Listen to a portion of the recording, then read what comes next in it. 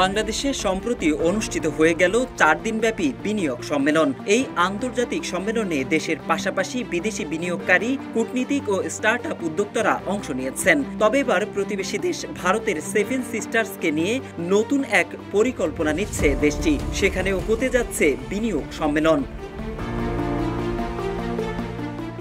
ভারতের seven sisters খ্যাত উত্তর পূর্বাঞ্চলের 7টি রাজ্যে আলাদাভাবে বিনিয়োগ টানতে বিশেষ এই বিনিয়োগ সম্মেলন আয়োজন করতে যাচ্ছে দিল্লি।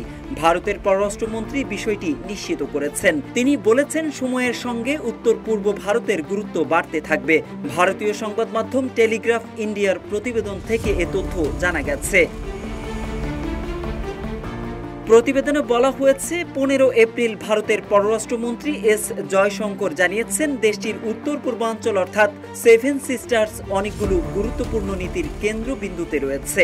যমুনা ইলেকট্রনিক্স ঈদে ডাবল খুশি অফার সিজন 3, যে কোনো পণ্য কিনলেই পাচ্ছেন নিশ্চিত ঈদ উপহার। তিনি উদাহরণ টেনে বলেন, সবার আগে প্রতিবেশী নীতি, অ্যাক্ট ইস্ট নীতি অথবা বে of Bengal initiative for multi sectoral technical and economic cooperation বা বিমস্টেকের জন্য এই অঞ্চল গুরুত্বপূর্ণ।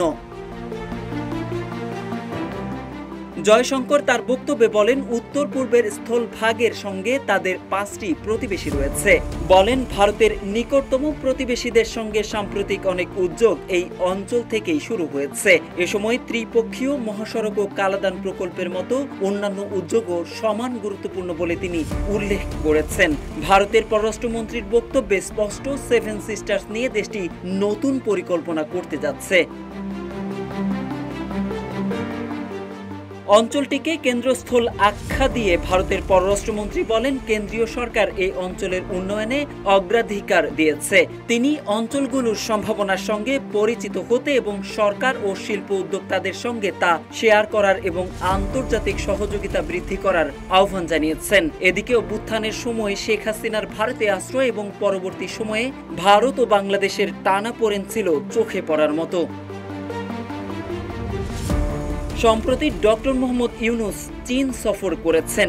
কয়েকদিন আগে তিনি ভারতের উত্তর পূর্বাঞ্চলকে স্থল বেষ্টিত বলে উল্লেখ করে বাংলাদেশকে এই অঞ্চলের সমুদ্র প্রবেশের একমাত্র অভিভাবক হিসেবে আখ্যা দিয়েছিলেন। যে মন্তব্যের সমালোচনা করতেও দেখা যায় ভারতের পররাষ্ট্রমন্ত্রীকে।